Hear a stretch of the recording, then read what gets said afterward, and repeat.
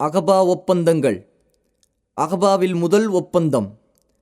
மதீனாவைச் சேர்ந்த 6 நபர்கள் நபித்துவத்தின் 11வது ஆண்டு ஹஜ்ஜுடைய காலத்தில் நபி ஸல்லல்லாஹு அலைஹி வஸல்லம் அவர்களின் கையில் இஸ்லாமை தழுவி நபி அவர்களின் தூதுத்துவத்தை தங்கள் கூட்டத்தாருக்கும் தெரிவிப்போம் என்று வாக்கு கொடுத்திருந்தனர்.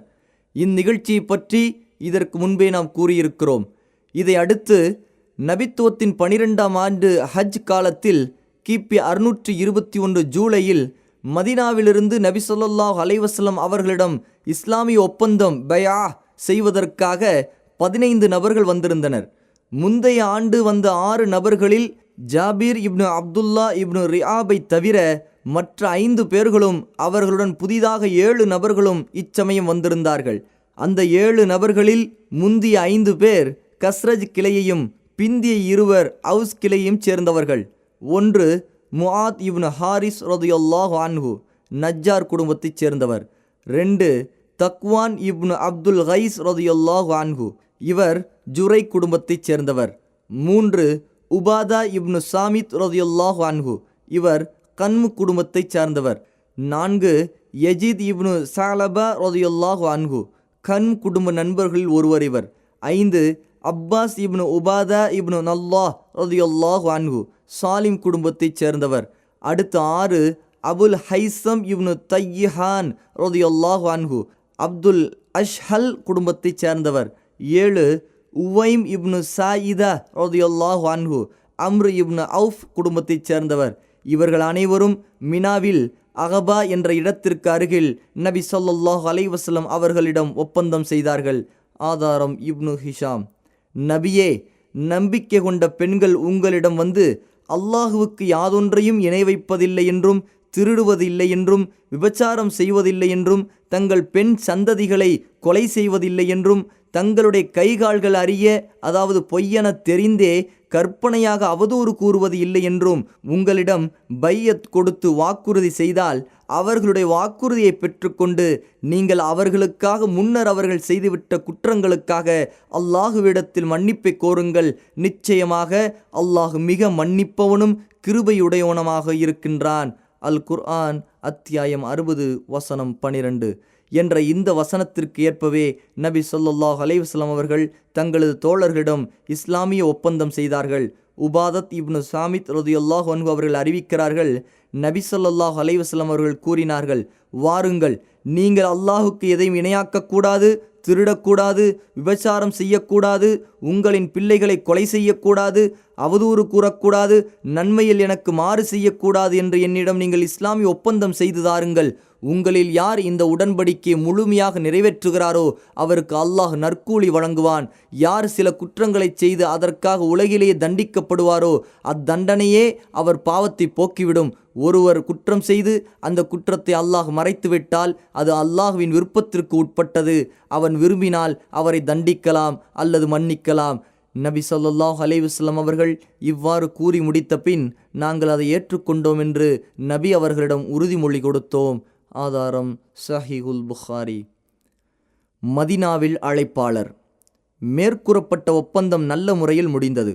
ஹஜ்ஜுடைய காலங்கள் கழிந்த பின் ஒப்பந்தம் செய்து கொடுத்தவர்களுடன் நபி ஸல்லல்லாஹு அலைஹி வஸல்லம் தனது முதல் இஸ்லாமிய அழைப்பாளரை மதீனாவிற்கு அனுப்பினார்கள்.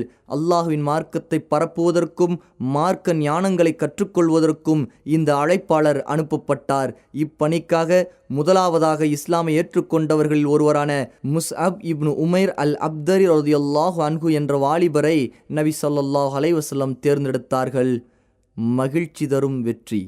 முஸ்அப் இப்னு உமைர் அஸ்அத் இப்னு ஜுரராவின் வீட்டில் தங்கினார். அல் முக்ரி, குர்ஆனின் ஞானமுடையவர் என்று முஸ்அப் முஸ்லிம்களால் கண்ணியமாக அழைக்கப்பட்டார். முஸ்அபும் அஸ்அதும் சேர்ந்து மதீனாவாசிகளிடையே மிக உற்சாகத்துடன் இஸ்லாமை பரப்பினார்கள். முஸ்அப் ரலியல்லாஹு அன்ஹு அழைப்பு பணியில் நல்லதொரு முன்னேற்றம் கண்டார், பல சாதனைகள் படைத்தார் என்பதற்குரிய சான்றுகளில் ஒன்று, ஒரு நாள் அஸ்அத் இப்னு ஜுரரா ரலியல்லாஹு அன்ஹு முஸ்அபை அழைத்து கொண்டு அப்துல் அஷ்ஹல், லஃபர் ஆகிய கோத்திரத்தார்களின் இல்லங்களுக்கு சென்றார். வழியில் லஃபர் கோத்திரத்தாரின் தோட்டத்திற்குள் சென்று மரக் என்ற கிணற்றுக்கு அருகில் அமர்ந்தனர். அவர்களுடன் பல முஸ்லிம்களும் அங்கு சேர்ந்து கொண்டனர். சாத் இப்னு முஆத் என்பவரும் உசைத் இப்னு ஹுலைர் என்பவரும் அதுவரை இஸ்லாமை ஏற்காமல் இணை வைப்பில்தான் இருந்தனர். இவ்விருவரும் தங்களின் கூட்டத்தினருக்கு தலைவர்களாக இருந்தனர். முஸ்அபும் அஸ்அதும் தங்களின் தோட்டங்களில் அமர்ந்திருக்கின்றனர் என்று கேள்விப்பட்டவுடன் சஅத் உசைதிடம், நீ நமது எளியோர்களை ஏமாற்றும் இந்த இருவரிடமும் சென்று அவர்களை எச்சரிக்கை செய். நமது வீடுகளுக்கு அவர்கள் வரக்கூடாது என்று தடுத்துவிடு. நான் அவர்களிடம் கூற முடியாததற்கு காரணம் அஸ்அத் இப்னு ஜுராரா எனது சிறிய தந்தையின் மகனாவார். இந்த உறவு மட்டும் இல்லாதிருந்தால் நானே இக்காரியத்தை செய்திருப்பேன் என்று கூறினார். இதை கேட்ட உசைத் தனது ஈட்டியை எடுத்துக்கொண்டு இருவரையும் நோக்கி விரைந்து வந்தார். இதை பார்த்துவிட்ட அஸ்அத் இப்னு ஜுராரா தனது நண்பர் முஸ்அபிடம், இதோ தனது கூட்டத்தின் தலைவர் வருகிறார், நீங்கள் அவரிடம் அல்லாஹுக்காக உண்மையானவற்றை கூறிவிடுங்கள் என்று கூறவே, அதற்கு முஸ்அப், அவர் என்னுடன் அமர்ந்தால் நான் அவருடன் பேசுவேன் என்று கூறினார். அங்கு வந்த உசைத் அவருக்கருகில் நின்று கொண்டு, நீங்கள் ஏன் இங்கு வந்தீர்கள்?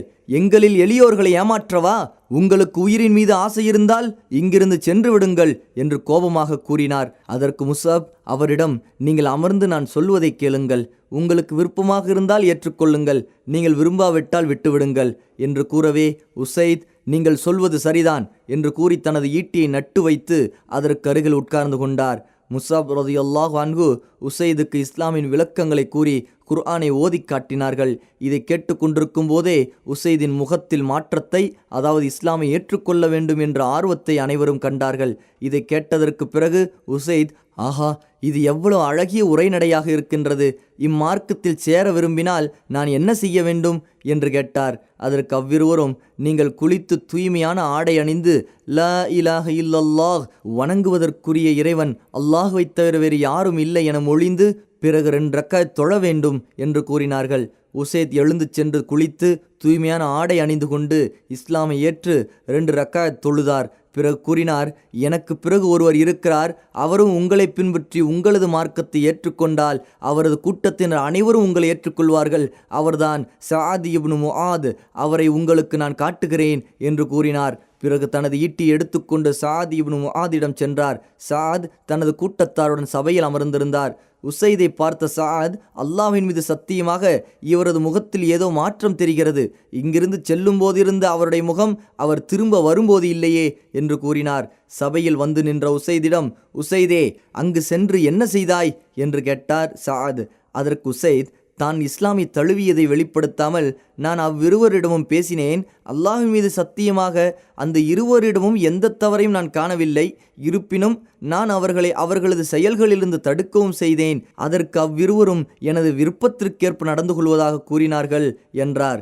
மேலும் ஹாரிசா கூட்டத்தார் உங்களுடன் உள்ள உடன்படிக்கை முறிக்க வேண்டும் என்பதற்காகவே உங்கள் சிறிய தாயின் மகனான அஸ்அதை கொலை செய்ய சென்றிருக்கிறார்கள் என்ற செய்தி எனக்கு கிடைத்தது என்று சஅதிடம் உசைத் கூறினார். இதை கேட்டவுடன் சஅத் சினமடைந்தவராக தனது ஈட்டியை எடுத்துக்கொண்டு அவ்விருவரிடமும் வந்தார்கள். அவ்விருவரும் அமைதியாக அமர்ந்திருப்பதை பார்த்து உசைத் கூறிய நோக்கத்தை சஅத் புரிந்து கொண்டார். இவர்களின் பேச்சை நான் கேட்க வேண்டும் என்பதற்காகத்தான் உசைத் இவ்வாறு செய்திருக்கிறார் என்று சஅத் விளங்கி கொண்டார். அவர்களுக்கு அருகில் நின்று கொண்டு அஸ்அத் இப்னு ஜுராராவை பார்த்து, அல்லாஹ்வின் மீது சத்தியமாக அபு உமாமாவே, உனக்கும் எனக்கும் உள்ள உறவின் காரணத்தால் தான் நீ இவ்வாறு செய்வதற்கு துணிந்திருக்கிறாய். உனக்கு எவ்வளவு துணிச்சல் இருக்கும்? எங்களது வீட்டிற்கு வந்து எங்களுக்கு விருப்பமற்ற முறையில் நடந்து கொள்கிறாயா என்று கேட்டார். அஸ்அத் இப்னு ஜுராரா இதற்கு முன்பு சஅத் இப்னு முஆதை பற்றி முஸ்அபிடம் கூறியிருந்தார். அதாவது, முஸ்அபே, நம்மிடம் வருகிற இவர் தனது கூட்டத்தின் தலைவர், இவர் இஸ்லாமை ஏற்றுக்கொண்டால் இவரது சமூகத்தினர் அனைவரும் ஒருவர் கூட பின்வாங்காமல் இஸ்லாமை ஏற்றுக்கொள்வார்கள் என்று கூறியிருந்தார். முஸ்அப் ரலியல்லாஹு அன்ஹு அவர்கள் அமைதியாக, சஅதே, அமர்ந்து நான் கூறுவதை கேட்க மாட்டீர்களா? உங்களுக்கு நாங்கள் கூறுவது பிடித்திருந்தால் ஏற்றுக்கொள்ளுங்கள், உங்களுக்கு நாங்கள் கூறுவது வெறுப்பாக இருந்தால் உங்களுக்கு விருப்பமற்றதிலிருந்து நாங்கள் விலகிக் கொள்கிறோம் என்று கூறினார். சரி என்று தனது ஈட்டியை நட்டு வைத்து சஅத் அமர்ந்து கொண்டார். முஸ்அப் ரலியல்லாஹு அன்ஹு அவர்கள் அவருக்கு இஸ்லாமை அறிமுகப்படுத்தி குர்ஆனை ஓதி காட்டினார்கள். அடுத்து சஅத் பேச துவங்கும் முன்பே அவரது முகத்தில் இஸ்லாம் பிரகாசிப்பதை அனைவரும் கண்டார்கள். பிறகு சஅத் இஸ்லாமை ஏற்றுக்கொள்வதற்கு என்ன செய்ய வேண்டும் என்று வினவினார். குளித்து தூய்மையான ஆடை அணிந்து லா இலாஹ இல்லல்லாஹ், வணக்கத்திற்குரியவன் அல்லாஹுவைத் தவிர வேறு யாரும் இல்லை என கூறி 2 ரக்காத் தொழ வேண்டும் என்று கூறினார்கள். உடனே அவரும் அவ்வாறே செய்தார். பிறகு தனது ஈட்டியை எடுத்துக்கொண்டு தனது சமூகத்தினர் அமர்ந்திருந்த சபைக்கு வந்தார். அவரை பார்த்த அவரின் சமூகத்தினர், அல்லாஹ்வின் மீது சத்தியமாக இவரது முகத்தில் மாற்றம் ஏற்பட்டுள்ளது என்று பேசிக்கொண்டார்கள். சாத் சபைக்கருகில் வந்து, அப்துல் அஷ்ஹல் கிளையனரே, என்னை பற்றி உங்களது கருத்தென்ன என்று கேட்டார். அதற்கு அவர்கள், நீங்கள் எங்கள் தலைவர், எங்களில் சிறந்த அறிவாளி, எங்களில் மிக பாக்கியம் பெற்றவர் என்று கூறினார்கள். அப்போது அவர், நீங்கள் அல்லாஹுவையும் அவனது தூதரையும் நேசிக்கும் வரை நான் உங்களில் எந்த ஆண்களிடமும் பெண்களிடமும் பேச மாட்டேன் என்று கூறினார். அன்று மாலைக்குள் அவரது கூட்டத்தினரில் உசைரீம் என்பவரை தவிர அனைத்து ஆண்களும் பெண்களும் முஸ்லீமாகிவிட்டனர். உசைரீம் உஹுது போர் நடந்தபோதுதான் இஸ்லாமை ஏற்றுக்கொண்டார். தொழும் வாய்ப்பு கிடைப்பதற்கு முன்பாகவே போரில் கலந்து கொண்டு வீர மரணம் அடைந்தார். இதனால் அவரை பற்றி மிக குறைவாக அமல் செய்தார், ஆனால் அதிகமான நன்மை அடைந்து கொண்டார் என்று நபி ஸல்லல்லாஹு அலைஹி வஸல்லம் அவர்கள் கூறினார்கள். அஸ்அத் இப்னு ஜுராராவின் வீட்டில் தங்கி முஸ்அப் ரலியல்லாஹு அன்ஹு இஸ்லாமின் அழைப்பு பணியை செய்து கொண்டிருந்தார். மதீனாவாசிகளில் பெரும்பாலானவர்களின் இல்லங்களில் இஸ்லாம் நுழைந்திருந்தது. ஒவ்வொரு வீட்டிலும் ஆண்களும் பெண்களுமாக பலர் இஸ்லாமை தழுவியிருந்தனர். ஆனால் உமையா இப்னு ஸைத், கத்மா, வாயில் ஆகிய குடும்பத்தினர் மற்றும் இஸ்லாமை ஏற்கவில்லை. இவர்கள் அவர்களது இனத்தைச் சேர்ந்த கைஸ் இப்னு அல் அஸ்வத் என்ற பிரபல கவிஞரின் கட்டுப்பாட்டில் இருந்ததால் அவர் அம்மக்களை இஸ்லாமை ஏற்க விடாமல் தடுத்திருந்தார். ஆனால் அவர்களும் பிற்காலத்தில் கந்தக் யுத்தம், அகழ்போர் நடைபெற்ற ஹிஜ்ரி 5ஆம் ஆண்டு இஸ்லாமை தழுவினர். நபித்துவத்தின் 13ஆம் ஆண்டு ஹஜ்ஜுடைய காலம் தொடங்கும் முன்பே மாபெரும் சாதனை, வெற்றி என்ற நற்செய்தியை எடுத்துக்கொண்டு முஸ்அப் ரலியல்லாஹு அன்ஹு மக்கா திரும்பினார். நபி ஸல்லல்லாஹு அலைஹி வஸல்லம் அவர்களிடம் மதீனாவாசிகளின் செய்திகள், அவர்களின் சிறந்த பண்புகள், அவர்களுக்கு இருக்கும் ஆற்றல்கள், மன உறுதி ஆகியவற்றை விவரமாக எடுத்து கூறினார். ஆதாரம் இப்னு ஹிஷாம். அகபாவில் 2வது ஒப்பந்தம். நபித்துவத்தின் 13ஆம் ஆண்டு கிபி 622 ஜூன் திங்கள் ஹஜ்ஜுடைய காலத்தில் ஹஜ்ஜுக்காக மதீனாவாசிகளில் முஸ்லிம்களும் முஸ்லிம் அல்லாதவர்களும் கலந்து 70க்கும் அதிகமானோர் மக்கா வந்தனர். மதீனாவில் இருக்கும்போது அல்லது மக்காவிற்கு வரும் வழியில் இந்த முஸ்லிம்கள் இவ்வாறு பேசிக்கொண்டார்கள். மக்காவின் மலைப்பாதைகளை சுற்றித் திரிந்து கொண்டு மக்களால் விரட்டியடிக்கப்பட்டு மக்களை அஞ்சிய நிலையில் வாழ்ந்து வர நபி அவர்களை நாம் எதுவரை விட்டு வைத்திருப்பது? மதீனாவாசிகளின் இந்த உணர்ச்சிமிக்க பேச்சிலிருந்து நபி ஸல்லல்லாஹு அலைஹி வஸல்லம் அவர்களை மதீனாவிற்கு அழைத்துச் செல்ல வேண்டும் என்ற ஆசை அவர்களது உள்ளத்தில் இருப்பதை நாம் தெரிந்து கொள்ளலாம். இவர்கள் அனைவரும் மக்கா வந்து சேர்ந்தனர். பிறகு அதிலிருந்த முஸ்லிம்களுக்கும் நபி ஸல்லல்லாஹு அலைஹி வஸல்லம் அவர்களுக்கும் இடையில் இரகசியமான முறையில் சந்திப்புகள் பல நடந்து கொண்டிருந்தன. இறுதியாக ஹஜ்ஜு கடமைகளை முடித்து மினாவில் முதல் ஜம்ராவுக்கு அருகிலுள்ள அகபாவில் பிறை 12ஆம் நாள் நள்ளிரவில் சந்திப்போம் என்று நபி ஸல்லல்லாஹு அலைஹி வஸல்லம் அவர்களும் முஸ்லிம்களும் முடிவு செய்தனர். சிலை வழிபாட்டிற்கும் இஸ்லாமிற்கும் நடந்த போராட்டத்தில் மாபெரும் திருப்பு முனையாக அமைந்த வரலாற்று பிரசித்திமிக்க இந்த சந்திப்பை பற்றி அன்சாரிகளின் தலைவர்களில் ஒருவராக விளங்கிய கஅப் இப்னு மாலிக் ரலியல்லாஹு அன்ஹு விவரிப்பதை நாம் பார்ப்போம். நாங்கள் ஹஜ் செய்ய மக்காவிற்கு வந்திருந்தோம். ஹஜ் முடிந்த 2வது தினத்தில் அகபாவில் சந்திக்கலாம் என்று நபி ஸல்லல்லாஹு அலைஹி வஸல்லம் அவர்களிடம் பேசி முடிவு செய்தோம். அதன்படி நபி ஸல்லல்லாஹு அலைஹி வஸல்லம் அவர்களை சந்திக்க நாங்கள் தயாரானோம். அப்போது எங்களுடன் எங்களின் தலைவர்களில் சிறப்புமிக்க ஒருவரான அபு ஜாபிர் எனப்படும் அப்துல்லா இப்னு அம்ர் இப்னு ஹராம் என்பவரையும் உடன் அழைத்து கொண்டோம். எங்களுடன் வந்தவர்களில் அதுவரை இஸ்லாமை ஏற்காமல் இருந்தவர்களுக்கு நாங்கள் இதை பற்றி எதையும் கூறவில்லை. அபு ஜாபிருக்கு நாங்கள் இஸ்லாமை பற்றி விளக்கம் கொடுத்தோம்.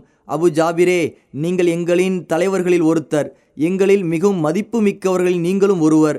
நீங்கள் நாளை நரக நெருப்பில் வேதனை செய்யப்படுவதை நாங்கள் விரும்பவில்லை என்று கூறி இஸ்லாமை ஏற்க அழைப்பு கொடுத்தோம். நாங்கள் நபி ஸல்லல்லாஹு அலைஹி வஸல்லம் அவர்களை அகபாவில் சந்திக்க இருக்கிறோம் என்பதையும் கூறினோம்.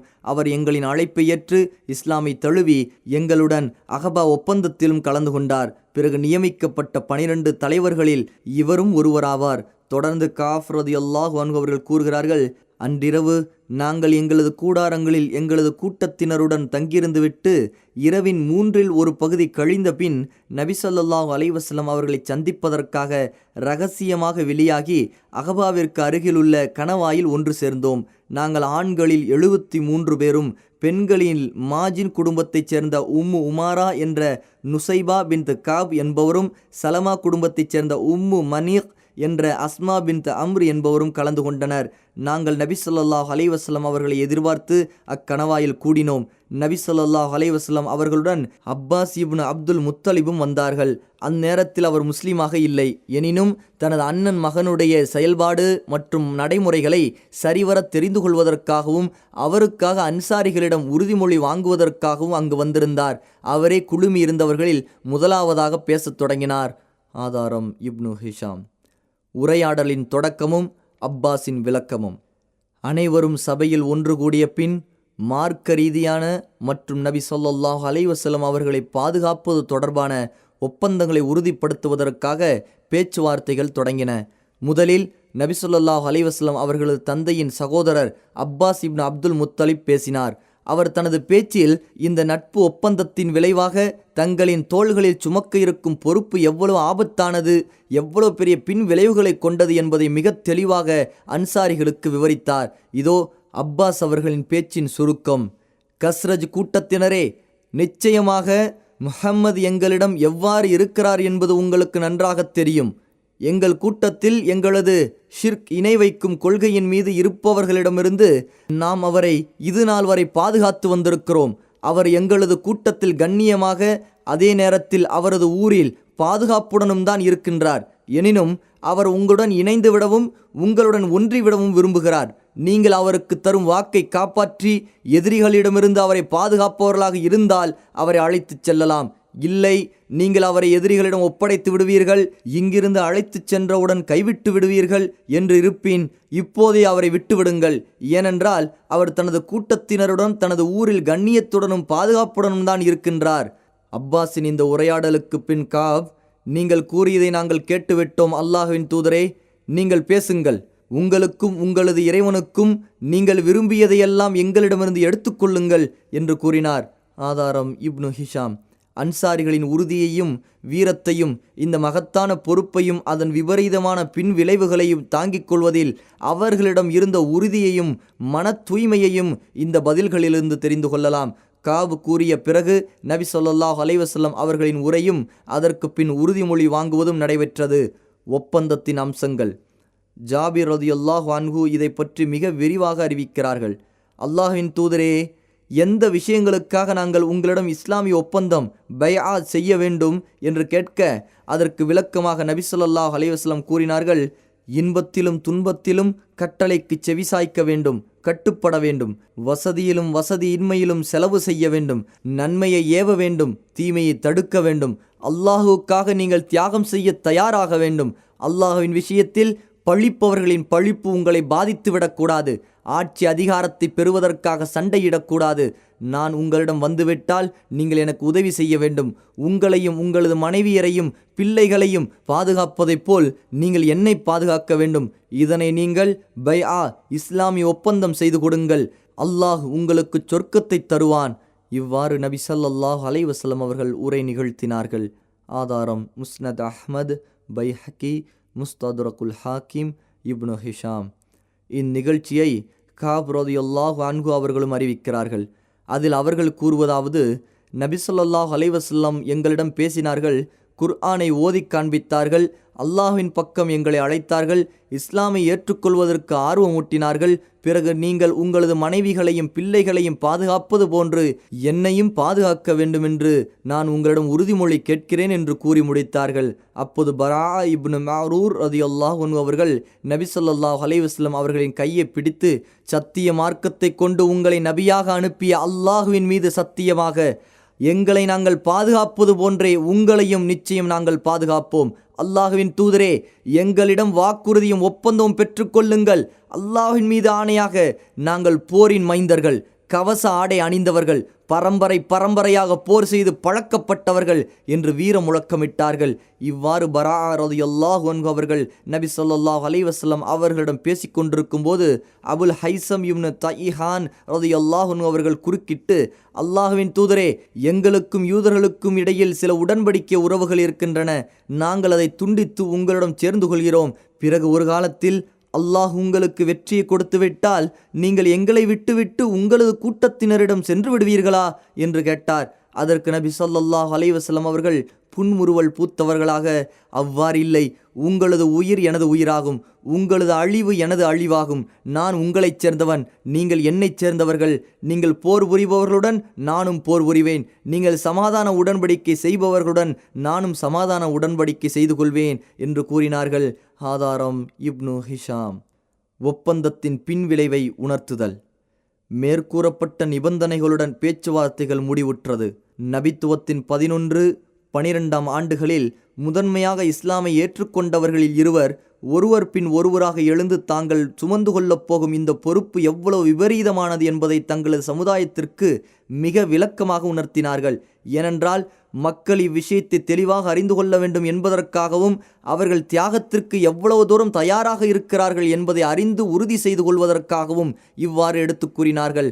நபி ஸல்லல்லாஹு அலைஹி வஸல்லம் அவர்களிடம் ஒப்பந்தம் செய்ய அனைவரும் ஒன்று சேர்ந்த பின் அப்பாஸ் இப்னு உபாதா இப்னு அல்லாஹ் ரலியல்லாஹு அன்ஹு அவர்கள் எழுந்து, மக்களே, இவரிடம் நீங்கள் எதற்கு வாக்கு கொடுக்கிறீர்கள் என்பது உங்களுக்கு தெரியுமா என்று கேட்டார்.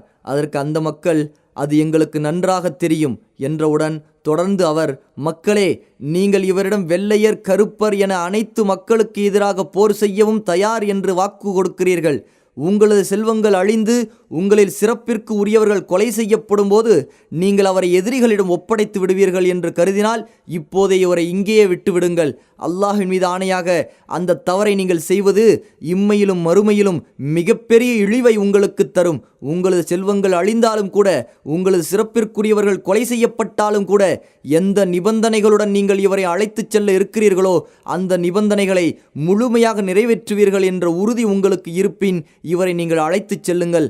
அல்லாஹுவின் மீது ஆணையாக இது இம்மை மறுமையின் மிகப்பெரிய நற்பாக்கியமாகும் என்று கூறினார். அதற்கு அந்த மக்கள், செல்வங்கள் அழிந்தாலும் சிறப்பிற்குரியவர்கள் கொலை செய்யப்பட்டாலும் நாங்கள் இவரை அரவணைத்துக் கொள்வோம், கைவிட்டு விட மாட்டோம்.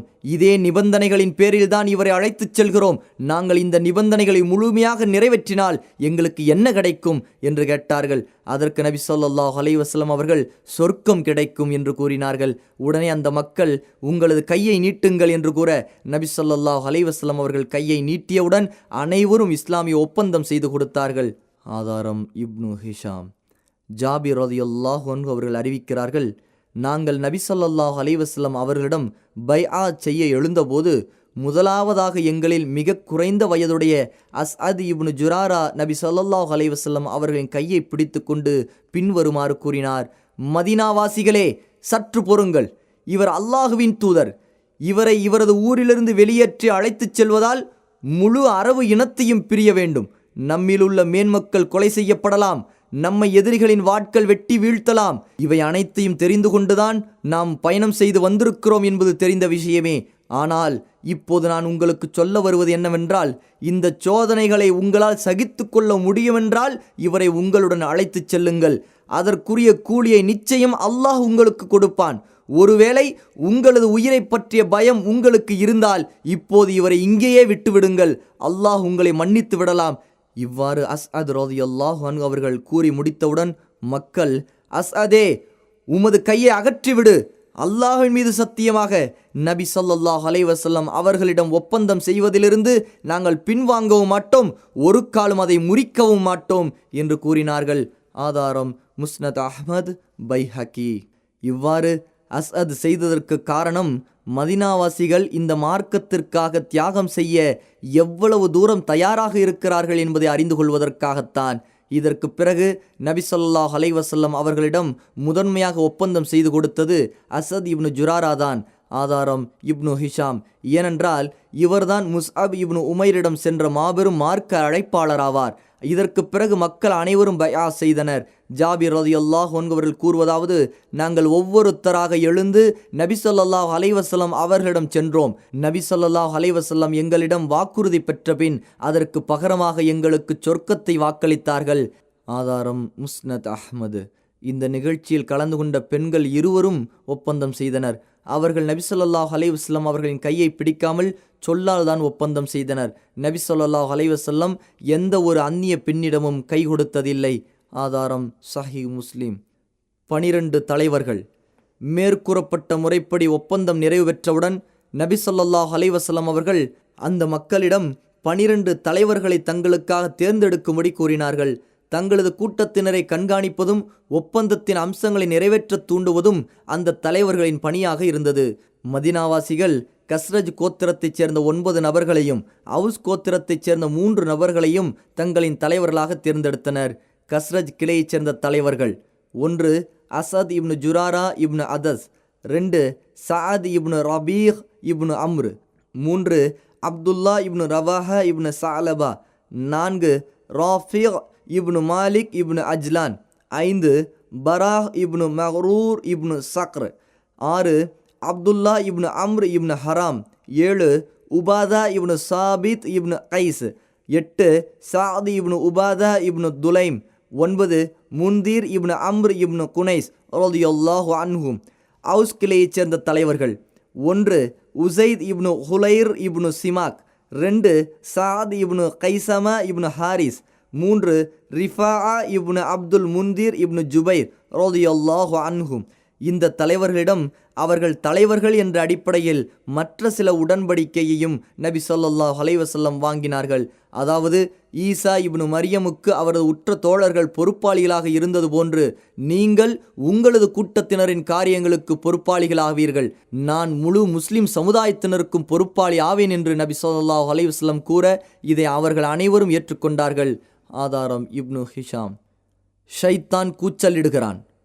நள்ளிரவில் ரகசியமாக நடைபெற்ற உடன்படிக்கை முழுமையாக நிறைவு பெற்று கூட்டத்தினர் அனைவரும் பிரிந்து செல்ல இருக்கும் நேரத்தில் ஷைத்தான்களில் ஒருவனுக்கு அந்த ஒப்பந்தத்தை பற்றி தெரிய வந்தவுடன் அதை பகிரங்கப்படுத்துவதற்காக கூச்சலிட்டான். கடைசி தருணத்தில்தான் அவனுக்கு உடன்படிக்கை தெரிய வந்ததால் குறைஷி தலைவர்களுக்கு இந்த செய்தியை முன்கூட்டியே தெரிவிக்க முடியாமல் போய்விட்டது. எனவே முஸ்லிம்கள் ஒன்று சேர்வதிலிருந்து அவர்களை தடுக்கும் சந்தர்ப்பம் அவர்களுக்கு ஏற்படவில்லை.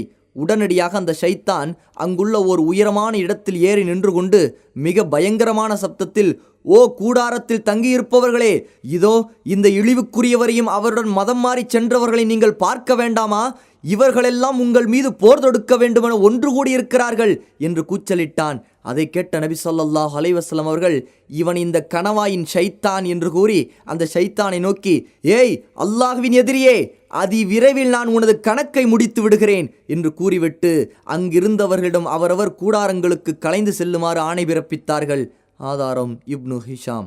இந்த ஷைத்தானின் பேச்சை கேட்ட அப்பாஸ் இப்னு உபாதா இப்னு அல்லாஹ், உங்களை உண்மையை கொண்டு அனுப்பிய இறைவனின் மீது ஆணையாக, நீங்கள் விரும்பினால் நாளை இங்கு தங்கியிருக்கும் மினாவாசிகள் அனைவர் மீதும் நாங்கள் வாளேந்தி போர் தொடுக்கிறோம் என்று கூறினார். ஆனால் அதற்கு நபி ஸல்லல்லாஹு அலைஹி வஸல்லம் அவர்கள், நமக்கு அவ்வாறு கட்டளையிடப்படவில்லை, இப்போது நீங்கள் உங்களது கூடாரங்களுக்கு திரும்பிச் செல்லுங்கள் என்று கூறவே அனைவரும் திரும்பிச் சென்று தங்களது கூட்டத்தினருடன் உறங்கிக் கொண்டார்கள். ஆதாரம் இப்னு ஹிஷாம். குறைஷிகளின் எதிர்ப்பு. இந்த உடன்படிக்கையின் செய்தி குறைஷிகளின் காதுகளுக்கு எட்டியவுடன் அவர்களுக்கு மத்தியில் பெரும் சலசலப்பு ஏற்பட்டது. அவர்களை துக்கங்களும் கவலைகளும் ஆட்கொண்டன. இதுபோன்ற உடன்படிக்கை ஏற்பட்டால் அதன் முடிவுகளும் விளைவுகளும் எப்படி இருக்கும் என்பதை குறைஷிகள் நன்கு அறிந்திருந்ததால் நிலைமை என்னவாகுமோ என்று பயந்து சஞ்சலத்திற்கு ஆளாயினார்கள். எனவே அதிகாலையில் மக்காவாசிகளுடைய தலைவர்களின் ஒரு மாபெரும் குழு இவ்வுடன்படிக்கைக்கு தங்களது கடுமையான எதிர்ப்பையும் ஆட்சேபனையையும் தெரிவிப்பதற்காக மதீனாவாசிகளிடம் வந்தனர். கஸ்ரஜ் கூட்டத்தினரே, எங்கள் கூட்டத்தைச் சேர்ந்தவரை எங்களிடமிருந்து வெளியேற்ற விரும்புகின்றீர்களா? எங்கள் மீது போர் தொடுக்க அவருடன் நீங்கள் உடன்படிக்கை செய்கின்றீர்களா? அல்லாஹ்வின் மீது ஆணையாக உங்களுக்கும் நமக்கும் மத்தியில் போரை நாங்கள் அறவே விரும்பவில்லை என்று அந்த குழு மதீனாவாசிகளிடம் கூறினர். ஆதாரம் இப்னு ஹிஷாம். இந்த உடன்படிக்கை இரவின் இருளில் மிக இரகசியமாக நடைபெற்று இருந்ததால் மதீனாவாசிகளில் இணை வைப்பவர்களாக இருந்தவர்களுக்கு இந்த உடன்படிக்கையை பற்றி எதுவும் தெரியாது. எனவே அவர்கள் குழம்பிவிட்டனர். அப்படி ஒன்றும் நடக்கவில்லை என்று மதீனாவைச் சேர்ந்த இணை வைப்பவர்கள் மறுத்தனர். மக்காவாசிகள் அப்துல்லா இப்னு உபை இப்னு சலூலிடம் விசாரித்தனர். அதற்கு, இது முற்றிலும் பொய்யான செய்தி. நான் மதீனாவில் இருந்திருந்தால் கூட எனது கூட்டத்தினர் என்னிடம் ஆலோசனை செய்யாமல் இதுபோன்ற செயல்களில் இறங்க மாட்டார்கள். நான் இங்கு இருக்கும்போது எனக்கு தெரியாமல் இதுபோன்று அவர்கள் ஒரு காலம் செய்திருக்கவே மாட்டார்கள் என்று அவன் கூறினான். முஸ்லிம்களோ தங்களை ஒருவருக்கொருவர் பார்த்து கொண்டு எதுவும் பேசாமல் வாய்மூடி இருந்துவிட்டனர். குறைஷி தலைவர்கள் மதீனா முஷ்ரிக்குகளின் இணை வைப்போர்களின் பேச்சை நம்பி தோல்வியுடன் திரும்பினர். குறைஷிகள் செய்தியை உறுதி செய்தனர். மதீனாவாசிகளை பற்றி கேள்விப்பட்ட செய்தி பொய்யாக இருக்குமோ என்று சற்றே உறுதியான எண்ணத்தில்தான் அவர்கள் திரும்பினர். ஆனாலும் அதை பற்றி துருவி ஆராய்ந்து விசாரித்து கொண்டே இருந்தனர். இறுதியில் தாங்கள் கேள்விப்பட்ட செய்தி உண்மைதான், இரவிலேயே ஒப்பந்தம் முழுமையடைந்து விட்டது என்று அறிந்து கொண்டனர். உடனே மதீனாவாசிகளை விரட்டி பிடிப்பதற்காக குறைஷிகளின் குதிரை வீரர்கள் தங்களது குதிரைகளை வெகு விரைவாக செலுத்தினார்கள். ஆனால் அவர்களை அடைந்து கொள்ள முடியவில்லை. காரணம், நபி ஸல்லல்லாஹு அலைஹி வஸல்லம் அவர்களின் கட்டளைக்கிணங்க மதீனாவாசிகள் வெகு விரைவாக தங்களது நாடுகளை நோக்கி பயணமாகிவிட்டார்கள். ஆனால் பயணக் கூட்டத்தின் கடைசியாக சென்று கொண்டிருந்த சஅத் இப்னு உபாதாவையும் முந்தீர் இப்னு அம்ரையும் குறைஷிகள் பார்த்து விட்டனர். அவர்கள் இருவரையும் பிடிக்க முயலவே முந்தீர் விரைந்து சென்று தப்பித்து கொண்டார். சஅத் ரலியல்லாஹு அன்ஹு குறைஷிகளின் கையில் சிக்கிக் கொண்டார். அந்த குறைஷிகள் அவரை அவரது வாகனத்தின் கயிற்றை கொண்டு கையை கழுத்துடன் கட்டி அடித்து தலைமுடியை பிடித்து இழுத்தவர்களாக மக்காவுக்கு அழைத்து வந்தனர். இதை பார்த்த முத்ஈம் இப்னு அதியும் ஹாரிஸ் இப்னு ஹர்ஃப் இப்னு உமையாவும் சஅதை குறைஷிகளின் பிடியிலிருந்து விடுவித்தனர். ஏனென்றால் முத்ஈம் மற்றும் ஹாரிஸின் வியாபார கூட்டங்கள் மதீனாவை கடந்து செல்லும் போது அக்கூட்டங்களுக்கு சஅத் ரலியல்லாஹு அன்ஹு அவர்கள்தான் பாதுகாப்பு அளித்து வந்தார்கள். இதற்கிடையில் தங்களுடன் சஅதை பார்க்காத அன்சாரிகள் அவரை காப்பாற்றி அழைத்து வருவதற்காக ஆலோசனை செய்து கொண்டிருந்த பொழுது சஅத் ரலியல்லாஹு அன்ஹு குறைஷிகளின் பிடியிலிருந்து விடுபட்டு வந்துவிடவே அனைவரும் மதீனா சென்று விட்டனர். ஆதாரம் ஜாதுல் மஆத் இப்னு ஹிஷாம். இதுதான் அகபாவின் 2வது ஒப்பந்தமாகும். இதற்கு அகபாவின் மாபெரும் ஒப்பந்தம் என்றும் பெயர் கூறப்படும். இந்த உடன்படிக்கையை அன்பு, ஆதரவு என்ற உணர்ச்சிகளுடனும் முஸ்லிம்கள் பலதரப்பட்டவர்களாக இருப்பினும் தங்களுக்குள் உதவி ஒத்தாசை செய்து கொள்ள வேண்டும், அல்லாஹ்வின் வழியிலே தங்களது வீரத்தையும் உறுதியையும் வெளிப்படுத்த வேண்டும் என்ற உணர்ச்சிகளுடனும் நிறைவு பெற்றது. மதீனாவில் வாழும் ஒரு முஸ்லிம் மக்காவில் வாழும் பலவீனமான தன் சகோதர முஸ்லிம் மீது இரக்கம் காட்டுகிறார். அவருக்காக உணர்ச்சி வசப்படுகிறார். அவர் மீது அநியாயம் செய்பவர்களை வெறுக்கிறார். தனது முஸ்லிமான சகோதரர் தன்னை விட்டு மறைந்திருந்தாலும் அல்லாஹுவிற்காக அவர் மீது அன்பின் உணர்வுகள் இவரது உள்ளத்தில் ஊற்றெடுக்கின்றன. இந்த உணர்வுகளும் உணர்ச்சிகளும் காலத்தால் நீங்கிவிடக்கூடியதல்ல. ஏனென்றால் இதன் பிறப்பிடம் அல்லாஹ்வையும் அவனது தூதரையும் அவனது கித்தாபையும் நம்பிக்கை கொண்டதால் உருவானதாகும். இறை நம்பிக்கையை உலகத்தின் எந்த ஒரு அநியாயமான அல்லது வரம்பு மீறிய சக்தியாலும் நீக்கிவிட முடியாது. இந்த இறை நம்பிக்கை எனும் புயல் வீச ஆரம்பித்தால் கொள்கையிலும் செயல்களிலும் வியக்கத்தக்க மாபெரும் ஆச்சரியங்களை பார்க்கலாம். இந்த ஈமானை, நம்பிக்கையை அடைந்ததின் மூலமாகத்தான் முஸ்லிம்கள் வரலாற்று பக்கங்களில் தங்களது செயல்களை பதித்து மாறாத அடிச்சுவடுகளை விட்டு செல்ல முடிந்தது. அதுபோன்ற வீரச் செயல்களும் அடிச்சுவடுகளும் கடந்த காலத்திலும் இல்லை, தற்காலத்திலும் இல்லை, இனி வரும் காலங்களிலும் இருக்காது.